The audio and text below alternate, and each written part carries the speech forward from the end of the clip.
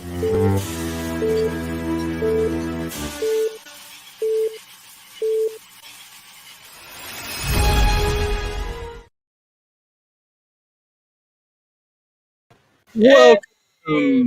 to another episode of the AusComX Show. I am Shane, or Sizzle, and this is Morgan. Sorry, wrong way. Yeah. And tonight we're talking to Sheydin Dew. I hope I pronounced the last name right, because I asked about the first name and I didn't ask about the last name. Did you say do or Dew? Jude. I said Jude, didn't I? We're gonna have to. It sounded like you said do, but that's all right. Oh, we're gonna have to ask. We're gonna have to ask. That's the first question. There you go. That's my question for the night. That is not your question. You don't get a freebie. That does not count as a question. No chance. Cool. Well, just check the comments here before we go. Yes, hello, Zach. Let's get on with the show, shall we? I went to the wrong window again.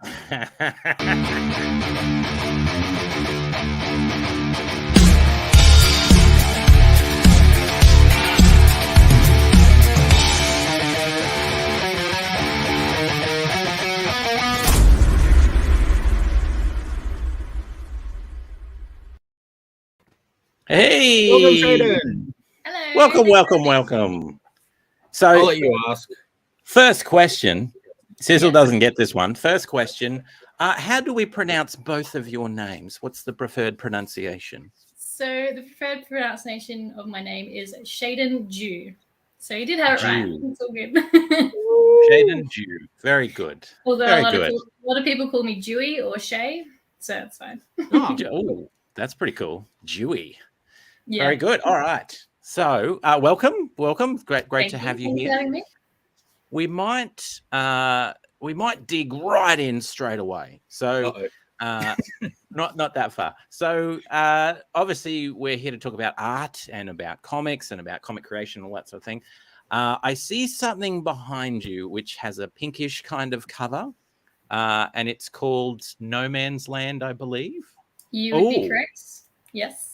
So why don't you tell us a little bit before we get to that? Why don't you tell us a little bit about your artistic journey? Where did you first catch the art bug? Where did you start drawing? How did that all sort of occur? Well, I think like a lot of artists, I kind of started ever since I could pick up a pencil. I very vividly remember drawing on my parents' walls within my childhood house. So, so that's where it all kind of started. And then eventually, I do remember being told off for drawing in my dad's diary all the time. He's a construction site manager, so that wasn't always the greatest thing to do. I also do remember my mum handing in an assignment because she went to uni when I was really little, and I had drawn all over her uni assignment when they were handwritten. So from a very young age, I'd say, yeah. Wow. So much now. So much. Yeah, that's it. Yeah, all from a very young age. I think I could draw better than I could walk. So, yeah. There you go. Awesome. So, what were some of the sort of influences you can remember? You've obviously loved drawing from a very young age. Are there certain films, TV shows, drawings, comics? I love this question. I don't know if a lot of people remember, but as a young kid, I had an audiobook called Bedtime Stories by Shirley Barber, and it was all about like fairies and I don't know, all these like really cool like fairy tales, like proper fairy tales. And it had a CD that you could put in, and it would read the story along with you. And it had this distinct like little charm every time it played. You turn the page? Turn the page. Exactly. Yes, I remember. Yeah. Not that one, but I remember the style. Yeah. Wow. And this lady, her style of drawing was just so captivating. I remember when I was about 4 or 5, as a kid, I'd flipped this page per se in my drawing career journey, whatever you want to say. But as a 4 or 5-year-old, when you draw like someone specifically from like a profile, I would always draw them with like, draw a circle and then like a triangle for a nose. I remember looking at this book and I saw this particular way she'd drawn a profile. And that's where I like distinctively remember putting those dots together and being like, oh, you can actually like draw it like how she's drawn it, which is like really kind of realistic. And that's like a very core memory for me. I don't know why. Wow. It's like how to draw. That's really cool. Side profile. So yeah, and that was a huge inspiration for me. Yeah. And you would have been 8, 9, something like that, maybe, or older or younger? No, this was when I was 4 or 5. This was like this was like 20 years ago. So, and then obviously moving on from there, I delved into the world of anime and manga. So I read a lot of. It's actually on this side, I think it is somewhere. Yeah, along here, actually, just here next to No Man's Land. I got all my manga and anime. All my DVDs and stuff like that. So that's probably when I was in early high school. I got into that kind of stuff. I loved it. I still love it to this day. Yeah. And then I think it was in university that I really like started to delve into like the Western world of comics. Okay. Yeah, which then kind of was a little bit later then. Yeah, it was really later on. Yeah, I'm a little bit of a late bloomer in the Western world of comics. There we go. Okay, so yeah, that makes it, having a look at some of your art, that kind of makes sense as well. That journey, I can see some of those influences. I've forgotten what it's called already. Fairy story book. Bedtime stories. Bedtime stories. Yeah. So I remember exactly that, except showing my age a little bit. It was tapes. So it was a tape with mine. And mine was actually Rumpelstiltskin, and it scared the crap out of me. And I remember, the reason why I bring this up is because I remember at the time I was reading that, I was very young, and we went to a dairy farm. And I just remember getting scared from that story at a dairy farm. And then I remember seeing how the milk was made and everything, and being turned off and not wanting to drink milk for a long, long time because of all of the cows and the stuff that goes on in the rear end of the cows and all that. You know, you see the whole thing. Which brings me to a question. Oh, nice. You just got sale. Hey, thank you so much. I thought I just heard a ding on my email, so that must have been it. Thank you very much. We are bringing the Kish Cash in for you. Look at that.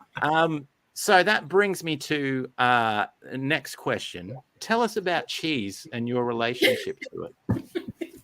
So by evening, I am a comic creator and all things art. And by day, I am a cheesemaker.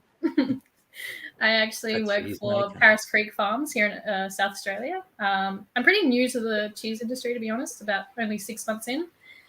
I started in the warehouse department and then moved into production. So I do everything from soft cheeses to hard cheeses. So the question we all want to know is, what are the big secrets that Big Cheese is keeping from us? What, you know, what nefarious things are going on there? Don't lose your job. We don't want you to lose your job. That's No. I think the older the cheese, the better the cheese, actually, to be honest. Just like people. It's like that's exactly it. I hope that's right. So we've had a request. Can we have a look at some of the work? Actually, I should know. Oh, you saw that? I was about to bring that up. I was waiting for you guys to have a bit of a break. What I'll do is, do you mind if I flick through the book? It'll be easier for me to do it. By all means, go ahead. Yep. Okay, let's bring me up. I'm forgetting how to do my own thing. Yeah. All right, there we go. Okay, let's see if I can get this the right way around. So here's some of the... I can't see anything now. That's it. Keep going. Keep going. Yep. There we go. Hold it there a bit. Yep. Beautiful. Nice. Oh, flick a few pages there. Nice. And this is good because this leads me to another question, particularly about color. I love the color in this book. So excited. I'm so excited for that question. So, the question is essentially there's some different types of artwork on Instagram and on a few other places, which I'd like to talk about a bit later. But certainly in No Man's Land, the color palette and the use of, I don't know any of the terms, but the use of block color and the way that you've done it. So tell us a little bit about the style you've used, why you like that sort of spell. Sorry, I just got thrown by Spedsy's question. Why you like that style? What the appeal of it is? What feel you've gone for? Go for it. So, when I first started No Man's Land, just to give a brief background, I'm not sure if you'll be getting to it. I was doing a thesis about comics, traditional versus digital, and I decided to also do a comic book alongside that thesis.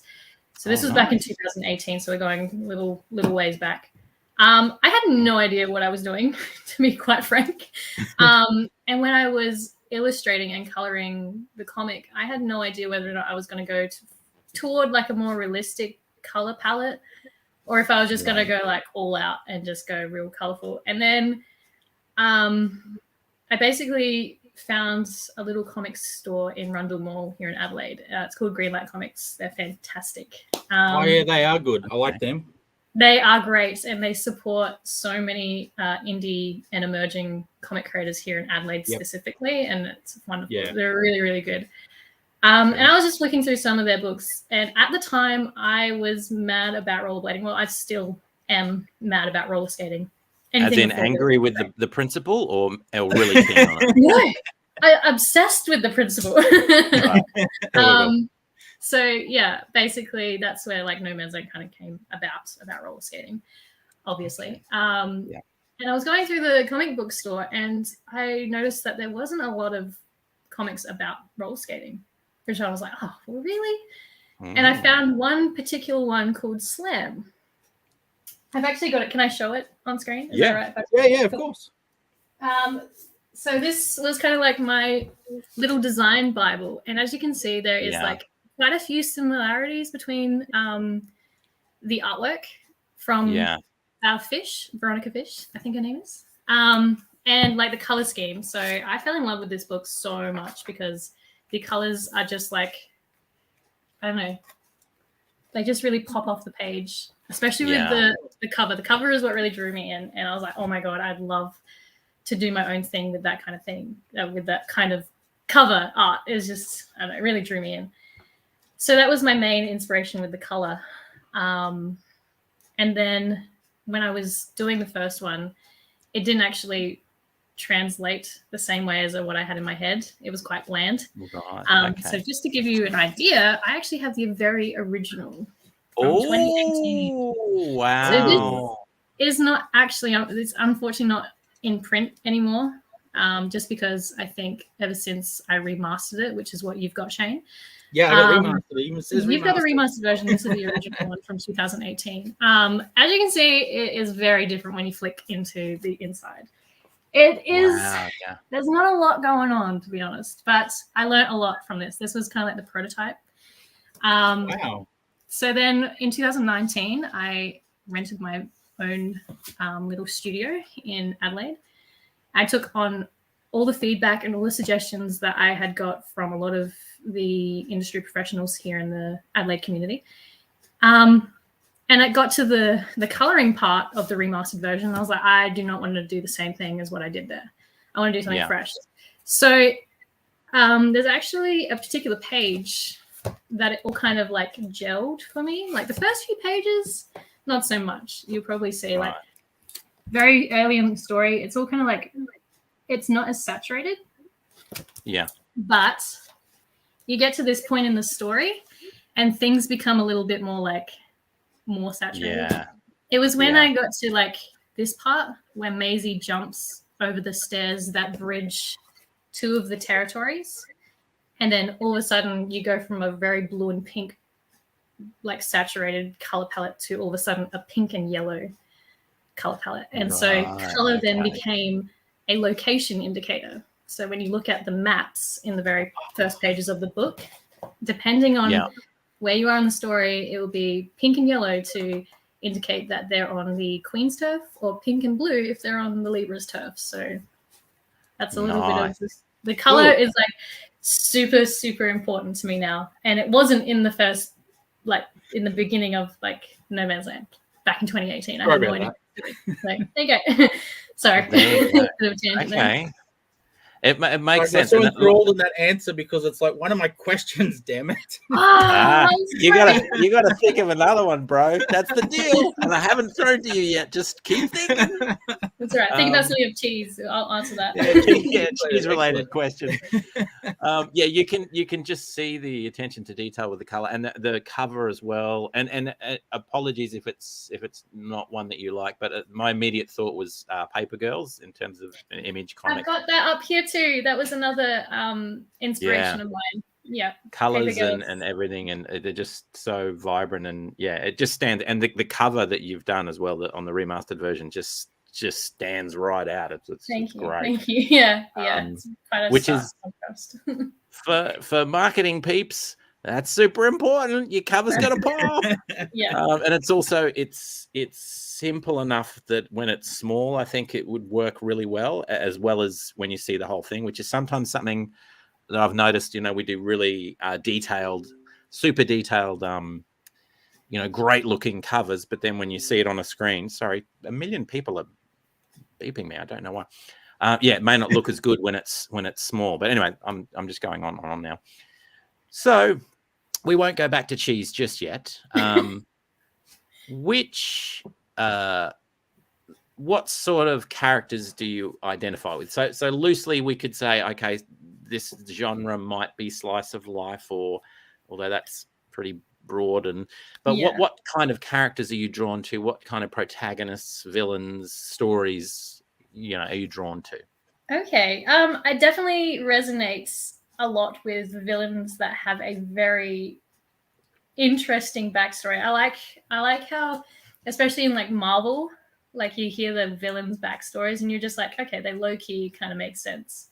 Like I'm really drawn to like villains who have a very like credible backstory, and it's just like, okay, I can actually understand why they're doing that, and you actually kind of feel a little bit sorry for them, and you kind of understand why they're doing these things. So for villains, that's something that I really want to try and definitely illustrate in the upcoming volumes of No Man's Land. So that's something I'm really looking forward to. For protagonists, especially within No Man's Land, and a lot of my upcoming projects as well, really strong females. I really want to like illustrate them more. As someone who actually does, who's been doing boxing and MMA for about 2.5 years, that's something that's grown particularly like really strong within me, and something that I really want to put down on paper. Wait. What? Hang on now. Hang on. That's not a normal thing. We started with cheese. Now we're in MMA. Tell us a little bit about that. What got you into that side of things? Oh, okay. That's a story and a half. Okay. Well, to go back to about 2016, I actually recreationally did pole dancing. And we used to get a personal trainer in every like term for pole dancing, and he brought in these focus mitts and boxing gloves, and he's like, all right, for a minute we're going to go like real hard, go ham. And I loved it. And he's like, you should pick up boxing. Like, you seem like you're really into it. And I was like, oh, yeah, okay. And I still do pole dancing. But then I actually, my friend who's actually Canadian, I used to work with her before cheese. And she was like, oh, I go to yoga and they've got boxing classes at this gym that I go to. And I was like, I've never been to a gym. I've never been on a treadmill. And I wasn't really interested in the gym. I kind of just went to the gym for these classes. And I started doing, it's essentially boxercise. So it's like really cardio intensive. So they focus more on like how many reps you can put in kind of thing rather than technique. And that was fine. That was a lot of fun. And then when I rented the studio space to do No Man's Land Remastered here, the guy that I sat across from, his name was Duncan, and he was a mad artist. He was so cool. Props to Duncan. Anyway, Duncan actually did boxing back in Sydney before he moved to Adelaide. And he saw that I was like getting into this boxing at my gym, and he was just like, oh, have you got like all the proper equipment? And I was like, oh no, I'm kind of like just borrowing for now. And he's just like, there's a rebel downstairs, like from where we were renting the office.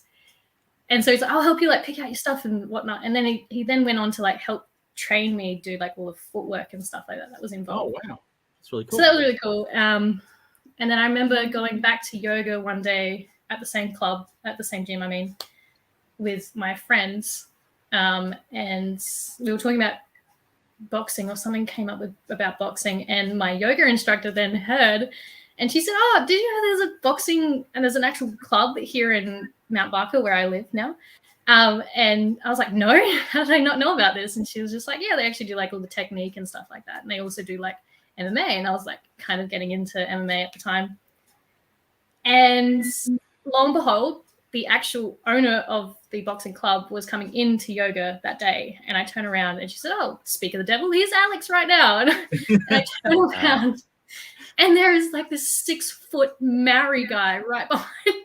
And Beck was my yoga instructor. She was like, oh, Alex, funny you walk in now. This young lady's interested in joining your club. And she's just looking down at me. And he's just like, oh, God. So that's the whole story and how I came to be doing boxing and MMA. So hence you're attracted to strong female characters Really with a bit of punch. Yeah, with a bit of punch, for sure. Yeah, that's exactly it. Right. So, but I really enjoy, especially, well, I mean, I think it needs to be shown in any kind of story, is the character development. So I really like doing strong contrasts. I mean, you probably can see it in my illustration anyway, but the strong contrast of character development is like really important to me. It's like having someone who's not particularly courageous or strong in the beginning and then kind of flourishes to be something that you don't really expect at the end. It's something that I kind of like really like strive for, I guess. Oh, cool. Right. Wow. Okay. That's awesome. Sorry, a bit of a tangent for MMA. you. Oh, no, it's always a good thing. So talking about different styles. So as I was saying earlier, there's the style in No Man's Land. There's the style of some of your prints and some of the stuff that you've got on Instagram, which I don't know what it is, if it's layered prints or something, or if it's watercolor, or it's that they're female sort of profiles. They're really beautiful, but I don't know how you're doing them. Thank you. They're kind of, I don't know how to describe them. They're just really, really nice. So sort of black ink, and then with 2 or 3 colors on them. Yeah. It's all digital art. I actually do all of my art and No Man's Land on this bad boy. This is a 6th generation iPad and the 1st generation iPencil, and that's it. I did do No Man's Land, like the very first No Man's Land. I did it a bit differently. So as I said, I was doing my thesis on like basically the traditional printed comics and digital comics. And I kind of want to show that in the actual comic itself. So as you can see, all the line art is brush pen. It's all traditionally inked. Oh, and then I was like, that's really cool. It kind of covers like the traditional comics. And then I was like, all right, how am I going to color this? Am I going to leave black and white? What am I going to do? And I decided on coloring it. And I was like, why don't I bring in a digital aspect into the illustration? So not only is the thesis covering traditional and digital, so is the comic. So it's all digitally colored. So I scanned it all and then I colored it in Photoshop. And then I think it was in 2019, I bought my iPad and I discovered Procreate, and I love Procreate. I don't ever get off from a few people now. So I do all my artwork on my iPad. So it's essentially, it's just, I really like I want the colors to kind of like speak for themselves. If you have seen my Instagram, you see that I bounce a lot. I bounce within a lot of different styles. I think that's something that I really love about my style, or lack of, I guess, is that I'm not actually bounded by one. I experimented with like a lot of different ones, whether that be just sketchbooks, or if that is watercolor, I've got a bit of watercolor on there as well. Or within digital, it's like quite realistic, and then it bounces to this really like cartoony or anime style or really block printed, like you said, which is some of the recent stuff that I've been really experimenting with and loving. So there you go. It is. It's really cool because you can kind of see it to me, and I'm the same sort of thing, but with writing, you kind of see you moving from one interest to another, and I want to try this thing now, and I want to try that, and like at certain moments in time, you can see you're really keen on certain styles of artwork, which is great to see because they're all fresh and new and really, really cool. And I'm amazed that they're digital. That I swear I thought surely there's a tie-dye thing or a screen print or something. But now that you say digital, I think okay, yeah. Magic, and it's funny that you say screen printing because I'm actually doing screen printing on the side as a business, as like a little side hustle. I screen print T-shirts now, so that's a little bit of something that I've been experimenting with as well. So that might actually be the reason why you see a lot of the block printed artwork recently, anyway. Right. Well, we're going to take a severe left turn, and I'm giving you a heads up, Sizzle. Your question comes next. But the severe left turn. And this is a first. I've not asked anyone this question. I've had it on the list, but for some reason it was the wrong list. So I've got it on the right list now. So, and you can get it. You can go as deep or as shallow as you'd like with this. If you could, what is the tattoo that you would love to get, but you would never get? What would that look like for you? Something that you just think, man, if I just went all out, that's what I would get. And what would how crazy would that look? Or that's not? A crazy question. It's funny that you say that. I've actually drawn this. Oh, wow.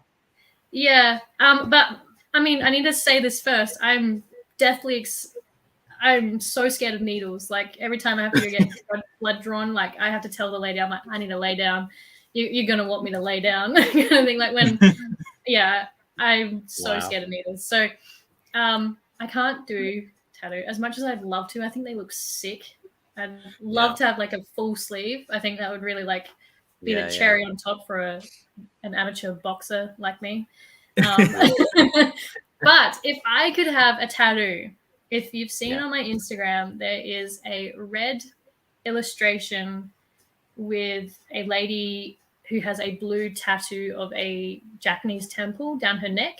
I wouldn't actually have the temple down my neck. I'd probably have it down my back.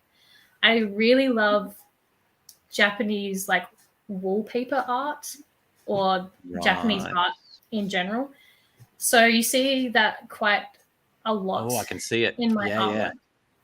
Cherry blossom. There's actually an illustration that's on my business cards now, and it's pink and blue. It's actually called No Strings Attached, and it's of the back of a lady, and she's got a cherry blossom up her back. I think that'd be really cool as well. But anything to do with like Japanese culture, I think it'd be really cool without offending the culture at all. I think it's a really beautiful part of the world, so I wouldn't want to do it any harm. But I really admire it. So yeah. And you can kind of see in a lot of the art that you've done, maybe by proxy, a lot of your characters do have really beautiful tattoo work in there. So it's kind of like that's how you do it. If you don't, the other thing you could do, just an idea, feel free to run with it. I'm sure it'll make millions. Print yourself a shirt with the sleeve thing on it with your artwork on there, and then you can go boxing and just have the sleeve, and like you don't have any pain, you don't have any needles, but you can still, kick heads. That's it. Yeah, good idea. All right, Sizzle, time for your question, bud. What do you got? Okay, what have I got? Sorry, I was so involved in that conversation, I forgot I had to have a question at the end of it. I did have a question at the beginning that I was curious about with No Man's Land. Now, I know it was part of a thesis and part of like a university thing, but what actually, how did you come up with that exact story? Like, I know you got the rollerblades and everything, and you explained that part, but I mean more I'm wording this question really badly. Help me out, Morgan. Can I do that? Can I use more? Yeah. How did the idea come about? Can I help you? Is what I'm trying to say. The exact story itself, without having to go into the exact story and ruin it. Yeah. That particular story, how'd you choose that? Yeah. Okay. So the particular story. Okay. When I was in my third and final year of my bachelor, I remember going into class. I used to have these really late night classes because the place where I used to study is called CDW Studios. So they do like a lot of concept artwork for like games and movies. Cool. Yeah, it wasn't anything about comics at all, which was really interesting that I went down this route. So essentially, I remember very distinctly this one girl who I became really good friends with. Her name was Gayatri, and she was a figure skater. And during the summer months, she used to come into class on rollerblades to like help her practice. Wow. And I remember seeing these rollerblades, and I was just like, oh my God, I can't remember the last time I skated, and I really wanted to. And I used to have about 45 minutes between the end of my class and when my bus arrived. So I had a lot of time to kill. And this girl convinced me to buy probably the crappiest pair of rollerblades from Rebel. Do not recommend.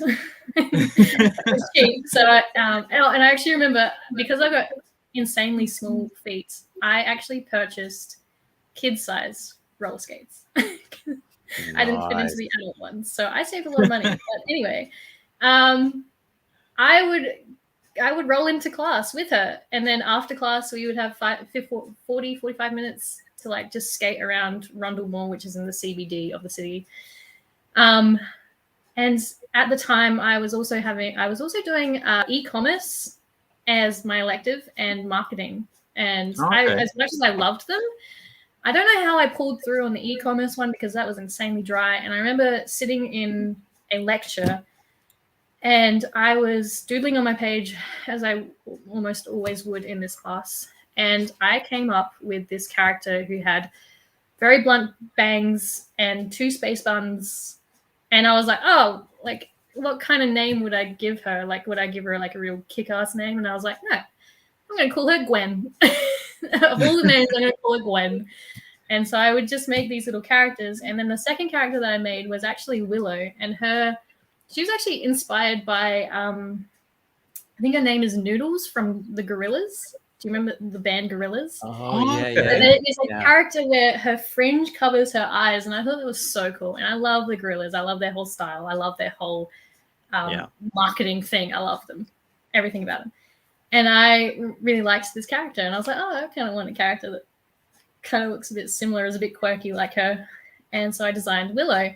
And then Maisie came along as well, and I had this trio of characters on my page by the end of this lecture. And I was like, oh, it'd be kind of cool if I could like put them into like a story.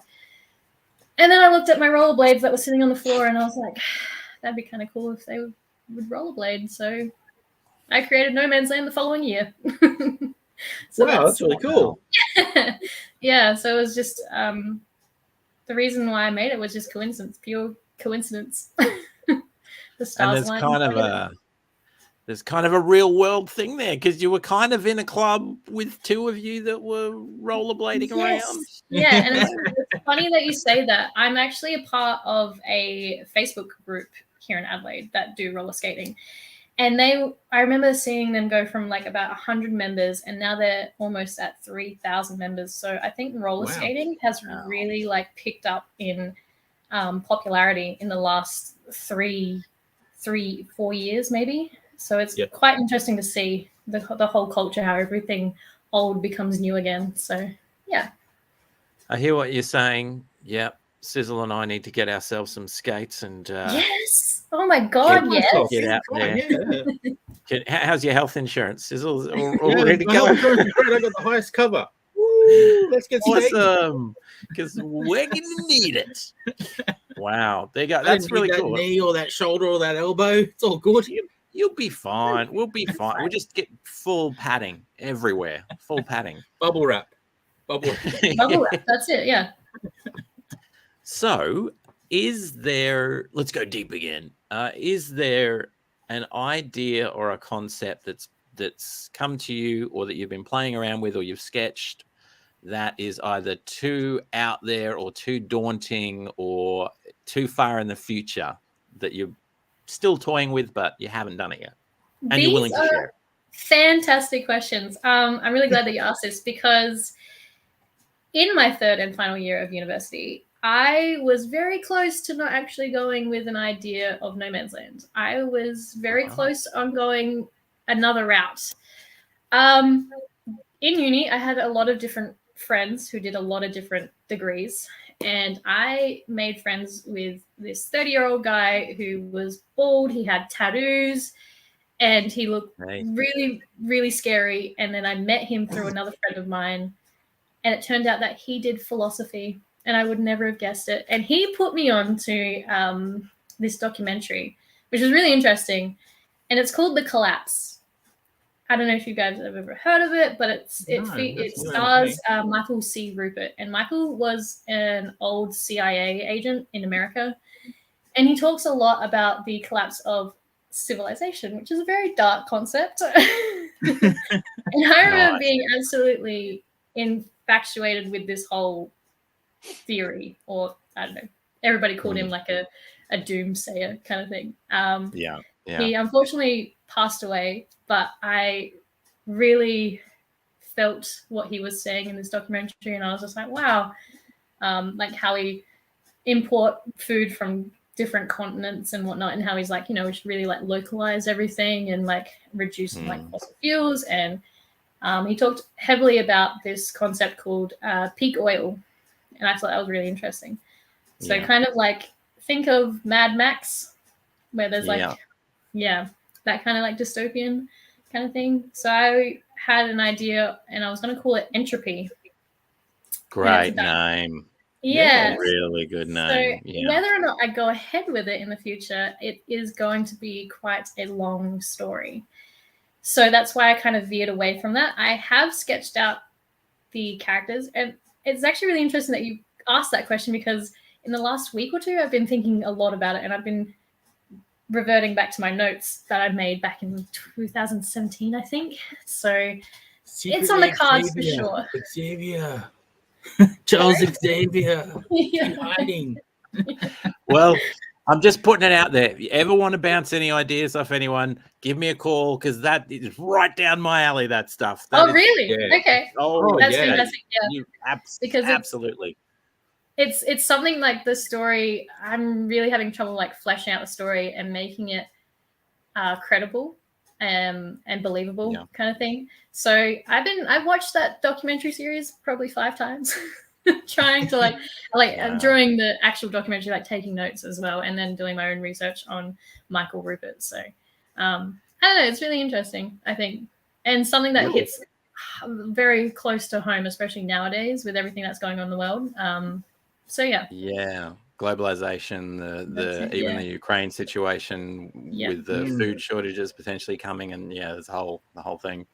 You and I need to get virtual coffee and make chats, because this stuff is super exciting, and it's even more exciting if I can talk with you about it and I don't have to draw it. That's great. That's it. Perfect team. I could just do the fun bit. That is really cool. That is a great idea, and I should say, go for it for sure.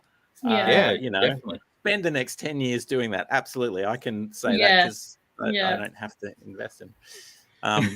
That is really cool, though. That is a really cool idea. And I like it as well, because it's very, very different to what you're currently doing, which is, kind of nice. Yeah, very.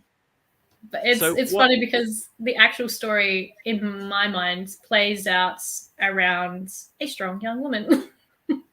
So I don't know. That's another theme that I carry in from No Man's Land, I think. So absolutely, absolutely. So what's some of the more challenging aspects of comics, drawing, design, that whole area?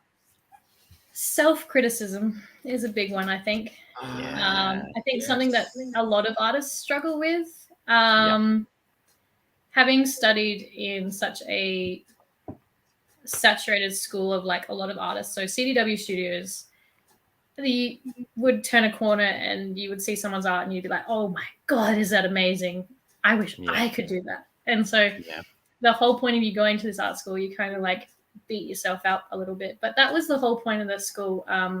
Definitely no no bad regards to CDW Studios. I think what they do is amazing, and they put a lot of artists in the same space, and that only just makes you grow and get bigger. But unfortunately, with the good comes the bad, and you become a lot more self-critical. I remember becoming a lot more self-critical before, like after I came from high school, and I was just like, is this normal? Like, what am I doing? But I think if you can balance it out, you can use it in like a good way kind of thing. So you can really grow from it and learn from it. I think it's the thing that helps you with it is not taking everything to heart. At the end of the day, as much as I love No Man's Land, it's just a comic, and like the world's not going to stop if no one likes it kind of thing. As long as I've had fun creating it, and my end goal was to create it and make it better, which I did with the remastered copy. I think that's all that matters, really. I think we get very stuck in this world where we post it online. As a comic artist and a business owner, you have to put your name out there, but you get stuck on like who likes it and who doesn't. So I don't know. I think that's one of the biggest challenges I think a lot of artists struggle with. So yeah, I'd say so. It's a pretty common one, that one. Yeah, pretty common one. I think it's every show one. yeah, it's a very common one. All right, we're going to get to the two questions that every guest gets asked. It's become expected. Don't prepare because you. Anyway, I'll just say them. They're not going to be what you expect. So first thing, you're in a car going through the McDonald's drive-through. In the back of the car is a protagonist from No Man's Land, or one of the characters, whichever character you want is in the back. What are they ordering? Or what are you ordering on their behalf? That's question number one. I am ordering them. Do I say who it is? Yeah, you got to say who it is. Okay. In the back seat of my car, I have all three members of the Nymphs team, which are all vegan. And they each get a large fries and Coke. There we go. Nice. Good answer. That's a first. That we've never had three in the back of the. We've never had three in the back. It's a party. Nice. Party. The crowd. And then the next question, the one that Australia wants to know, the answer to, at this moment in time, like where you are right now, what is the combination of your favorite movie and your favorite food? What would that look like for you? Not from all time, but at the moment, right now. Yeah. What would it look like? Well, in other words, what's your favorite movie and what are you eating while you're watching your favorite movie? Oh, okay. Yeah. Gotcha. What is my favorite movie and what am I eating watching it? Is that correct? Yeah.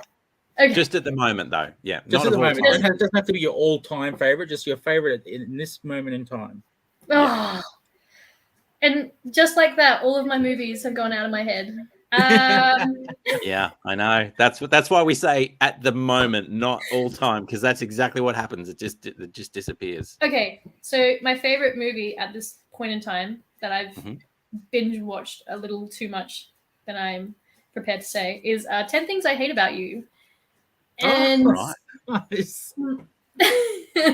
I really like Korean fried chicken because my partner is South Korean and he makes a lot of it at home. So I'd probably be eating that. So 10 Things I Hate About You and South Korean fried chicken. Fried chicken. Yeah. Sounds good.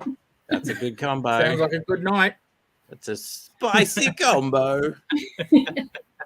All right. So before we get to the gifts portion of the night, which you're probably not aware of, but surprise, there's gifts. Yes, someone who doesn't know this bit. Excellent. And get your expectation really low. Real low.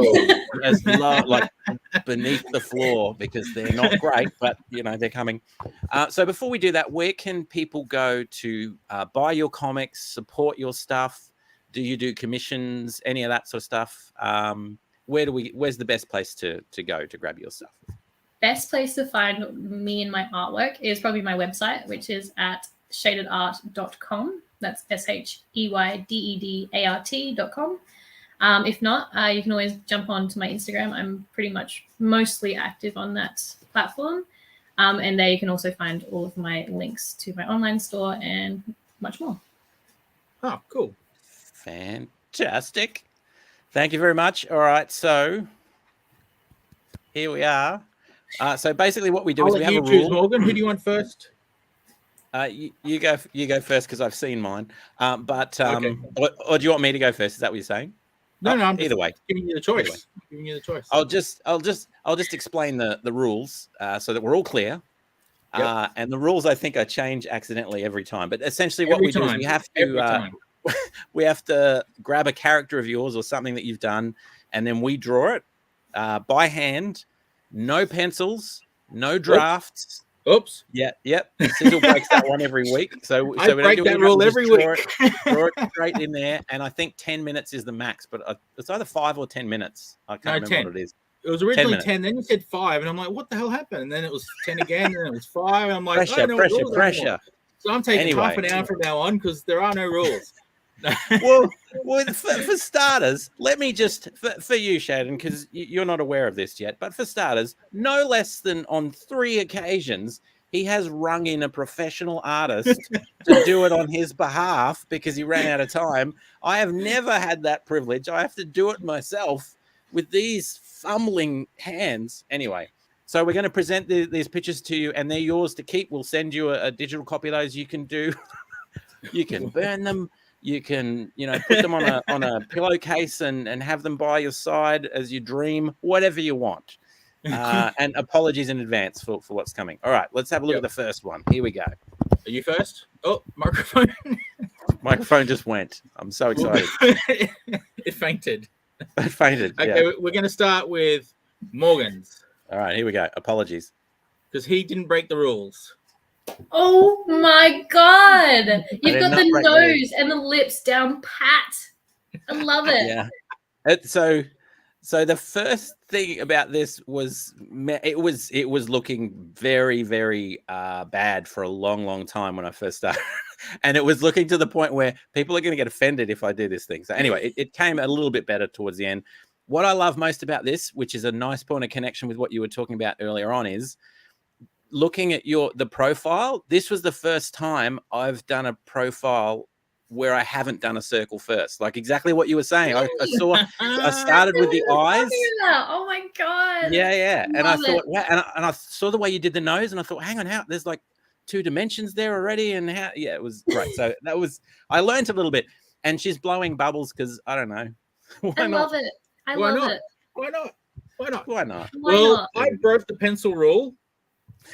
And I did do the 10-minute rule. I hit 10 minutes, went, no time to ink.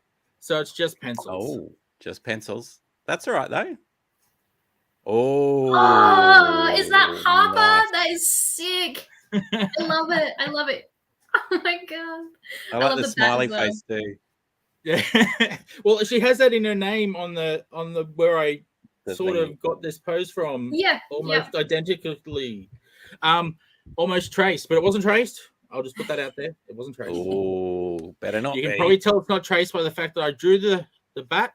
It's meant to be resting on a shoulder. And I drew the line and went, that's nowhere near a shoulder. No, Crap. She's just ready to swing. Well, just keep going. She's ready to swing. It's resting on the back of that. I like the dimensions too, dude. How at the bottom there, they appear closer to the camera, and at the back, it's it's cool. It's cool, dude. Some really nice perspective going there. Love it. Yeah. All accidental. But thanks. There you go. Gift for you. Thank you so much for sharing your time with us. And thank you for digging deep with everything from cheese to MMA to color theory to philosophy to the end of days to everything. It's been a real treat. It's been my pleasure. Great. It's been great having you here. And now we're going to move to the final section. Thank you very much, Sheydin. Thanks, Sheydin. We'll talk in a bit. Talk to you. All right, here we go. Any minute now. Yep.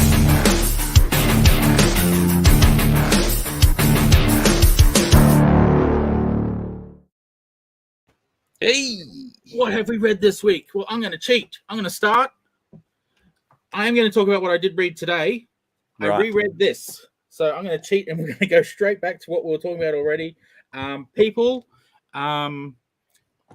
I'm trying to. Does this have the link on here so it's easier to see? No, it doesn't. Yes, it does.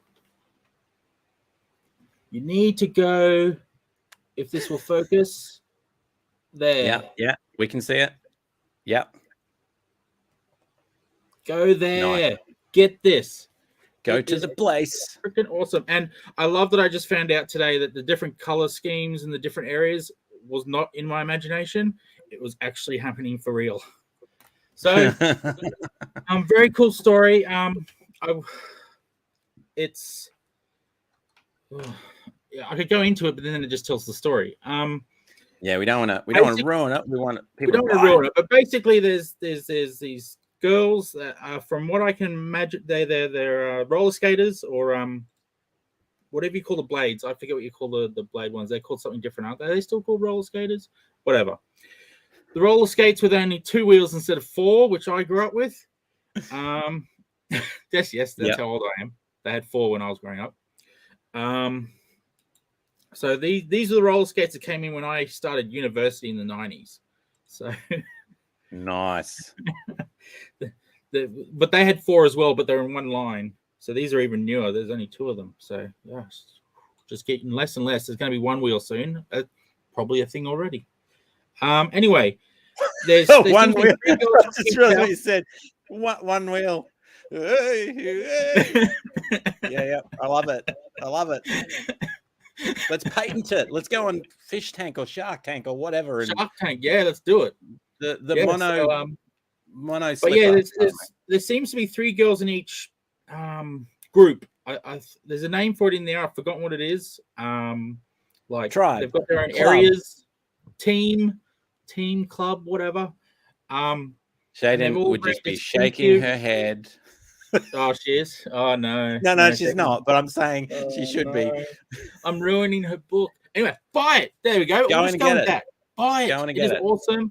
I've ordered 2. I'm waiting for that to come as well. So that's awesome. 3 apparently is in the works. So that's FYI, awesome. I just ordered 1 and 2. I just ordered 1 and 2 myself. Oh, bam! Nice. You'll be glad you did.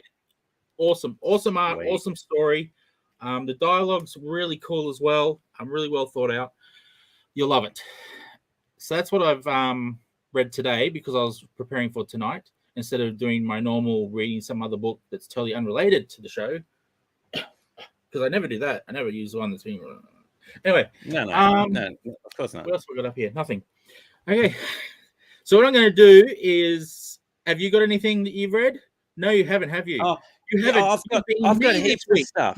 I've read so many. I read so many this week, but I think it's more important that we highlight maybe some Aussie Kickstarters that are going, and we not just bother with the pile of Aussie things that I definitely read this week. We can cover them next week. Rollerblades. Thank you, Jamie. What would a mono rollerblade look like?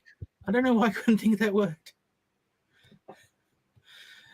We got it nicely done and well done for our pictures too. Just thought I'd throw that. Oh, Dave! Woo, Dave liked it. That's high praise. That's, yeah. Can I call myself an artist now? Is that a thing? I can do that, surely. I'm an artist. You put artist on your thing now? Yeah. Yeah. I'm going to do it too. Sweet. Open for commissions. Artist. I love it. Anyway, I need to go back here to this so I can bring up this picture. Kickstarter. Yes. People. Vivian Jones. Yeah. I will bring up the link as well. I'm pretty sure I've got it here. Yes, I do. Vivian.comx.studio. That'll get you to Vivian Jones. Vivian Jones, a cult detective. This is a world of giraffe-headed people. They aren't giraffes. They aren't people. They're just people with giraffe heads. Yeah. It's the whole world. It's not just Vivian. And also, he was in a ritual of some sort as a younger age where he was nearly killed. That's the scar on his eye. Yeah. He grew up. This was a magical ritual, and he's grown up to become an occult detective. And this is all about, I think, one of his cases is somehow linked. I could be getting this wrong. Correct me if I'm wrong, Zach, if you're watching. I believe from memory, because I've read so many bits and pieces of this now that I'm starting to lose track of which bits I've read. It relates back to the original witch who did him his damage. So find out what it's all about. He needs your love. So tell your parents' dog, tell them to tell the cat and the budgie, and hopefully it'll get through to the giraffe people who will support this as well. This needs some love, people. We're sitting at 50% with 20 days to go. So show this one some love, even if it's just sharing it to other people who will get some occult detective love into them. Yeah. Thank you. Need to get that. I'm on the wrong screen to take the picture off. Nice. I get lost in my rants. That's all right, man. It's passion. It's good. It's what we want. Passion. Giraffes. Murder, giraffes. Murder. Yeah, there is murder. Witches. Not to ruin the book, but it opens on a decapitation. Yeah, he's not the kind of detective that is, just following up on, potential divorce claims and infidelity and such. Exactly. I mean, that's a great story. Not as interesting as, occult stuff and demonic things and stuff. Demonic but, there might be a market vampires. for it. Vampires. If you want to see what a vampire giraffe person looks like, this is I'll tell you what it looks like. It looks like this. Get it? Because they're super tall. And so you would be looking up at them. That's a mistake I made as well. I thought they were super tall, but their necks are only twice the length of a normal human, so they're only slightly taller than a human. Can I tell you something? For me, that's still not a tall dude. Not a tall dude either. So 6 foot dude with a double neck is going to be really tall to me too. Yes.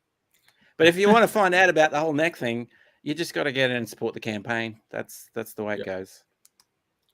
Sweet. Oh, I described it well. So I'm not remembering it right. I read so many books, I'm starting to blend them. It's really bad. Thanks, Zach. Nice. All right. Go team. I haven't got a picture for this one, but I'll just throw it out there. It's doing really well, but Spedsy's a good part of the team, so we will support old Spedsy. And Vamoose. So get some Vamoose, get some Sluggish, and get some Devil's Toilet all in one campaign. Spedsy.comx.studio. That'll get you over to his. Sweet. I think is it his second stretch goal? There's stretch goals going left, right, and center. You'll have to tell me because I haven't been watching very carefully. I've been a very busy man today. And I've been busy reading all these Aussie comics. Back here and turn that off. Sweet. Like clockwork. It's like well-oiled machine. Well-oiled machine. Are you ready for too much oil? I'm sign-off? Slipping all over the place on the oil. Well, you're slipping around on your mono blade. My mono blade. Yes. Nice. That's a good name. I mean, we will get sued to high heaven because of the people injuries and stuff, but good name. Yeah. Maybe we just do it. We do the mono blade, but they all come with training wheels and they're mandatory. No, better yet, a legal document signing away all their rights to sue us.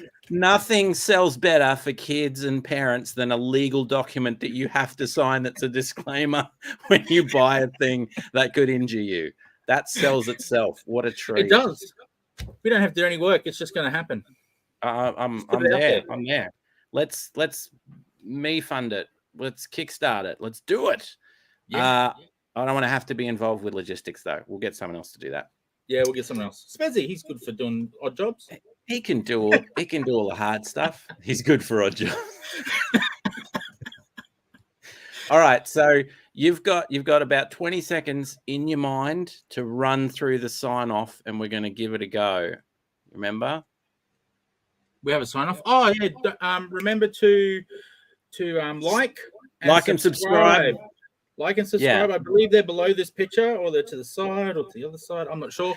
Depends if you're looking at Facebook or YouTube or Twitter, because we blast out to all those places. So that's not the video. That's not the sign off though. YouTube. Sorry. That's the ding ding bell. We got to remind people, click the bell, do that stuff, all that share with your friends. That's not the sign off. The sign off is same ComX. Oh, that one. Yeah. We're up to there already. Okay. Cool. Yeah. Well, in that case, give me a second to find the right button. All right. Here we go. We're going to have the sign off. We're going to get it right. We're not going to fumble over words. No, we're not. We're not going to get it right. I never get it right. Same ComX time, same ComX channel. Oh crap! That's it. Oh, that's it. it, Okay, no wonder I didn't. You did it.